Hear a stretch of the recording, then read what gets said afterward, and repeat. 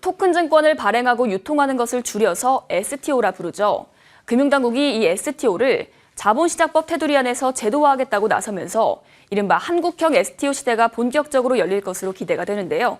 자세한 내용 취재기자와 함께 이야기 나눠보겠습니다. 증권부 조은하 기자 나와 있습니다. 안녕하세요. 예, 조 기자, 우선 금융위 발표 내용부터 보겠습니다. 토큰 증권 가이드라인 관련 보도자료만 수십 페이지에 달한다고 들었는데 핵심을 짚어주시죠. 네, 일단 토큰 증권이 무엇인지에 대해서 살펴봐야 할 것 같습니다. 토큰 증권이라는 거는 분산 원장 기술이죠. 블록체인 기술을 활용을 해서 디지털로 구현한 것입니다. 금융위는 토큰 증권 성격을 설명을 하면서 우리가 흔히 암호화폐 또는 가상화폐라고 부르죠. 이런 가상자산과는 엄연히 다르다라고 구분지었는데요. 즉 비트코인이라든가 이더리움과 같은 이런 일반 가상자산은 토큰 증권이 아니고 자본시장법이 아닌 현재 국회에서 입법을 추진하고 있는 디지털 자산기본법의 규제 대상입니다. 금융위는 이 증권이냐 아니냐에 대해서는 개별 사안마다 판단을 내리겠다는 입장인데요. 예를 들어보자면은 음악 저작권을 쪼개서 거래를 하는 뮤직하우스 서비스가 대표적이라고 할 수 있겠습니다. 또 미술품이라든가 부동산을 관련해서 조각 투자 플랫폼들도 여기에 해당되기 때문에 자본시장법에 적용을 받게 됩니다. 예, 그렇다면 기존의 업비트나 빗썸 같은 가상자산 거래소에서 거래되던 것들 중에서 이 증권의 성격을 갖고 있다면 제재 대상이 되는 거죠? 네, 맞습니다. 네, 그리고 상장 폐지에 대한 우려도 있었는데 이건 어떻게 되는 건가요? 네, 이제 기존의 가상자산 거래소에서 거래되고 있던 것 중에 증권에 해당된다면은 제재 대상이고요. 또 당연히 상장 폐지가 되어야 되는 게 맞습니다.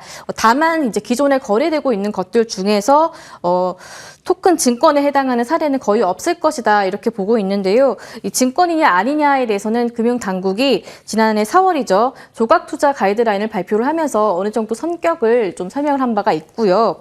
또 이에 따라서 국내 주요 5대 가상화폐 거래소로 구성되어 있는 디지털 자산거래소 공동협의회 닥사라고 부르죠. 이 닥사에서는 가상화폐가 증권인지 아닌지에 대해서 자체적으로 검토를 한 후에 이 증권인 경우에는 거래 지원을 하지 않겠다라고 밝히기도 했습니다. 예, 들어보니까 이 토큰 증권 가이드라인이 완전히 새로운 제도라기보다는 이 기존의 법 테두리 안에서 어떻게 해석하고 적용되는지를 이렇게 명확히 한 느낌이 드는데요.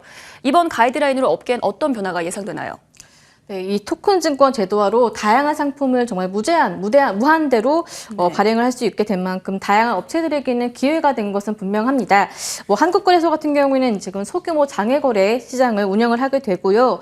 증권사들 같은 경우에는 장외거래 중개업 인가를 받으면은 HTS라든가 MTS에서 이 토큰 증권을 거래를 할 수 있습니다.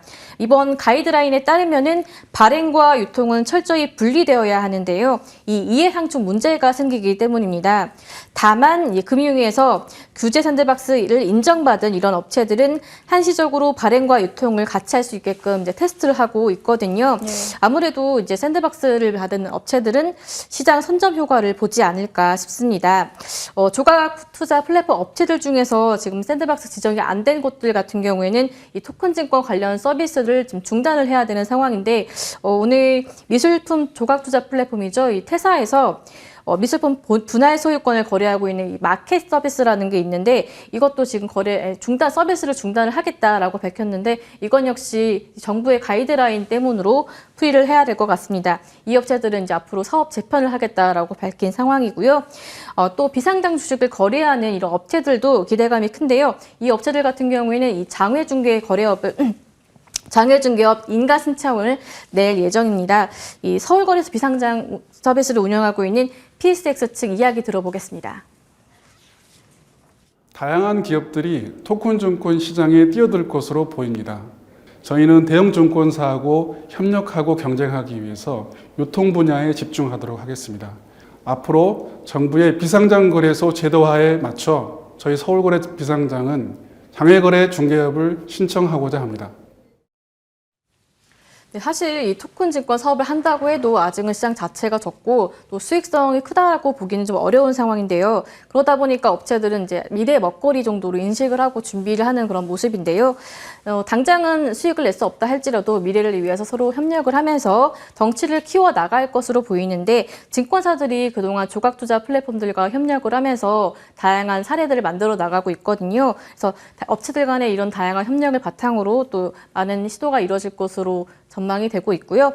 또 신한투자증권이 STO 얼라이언스를 출범을 시키겠다라고 해서 이런 행보들도 좀 주목해 볼 만할 것 같습니다. 예, 토큰 증권 가이드라인에 대해서 한번 짚어주셨는데 오늘 말씀 잘 들었습니다.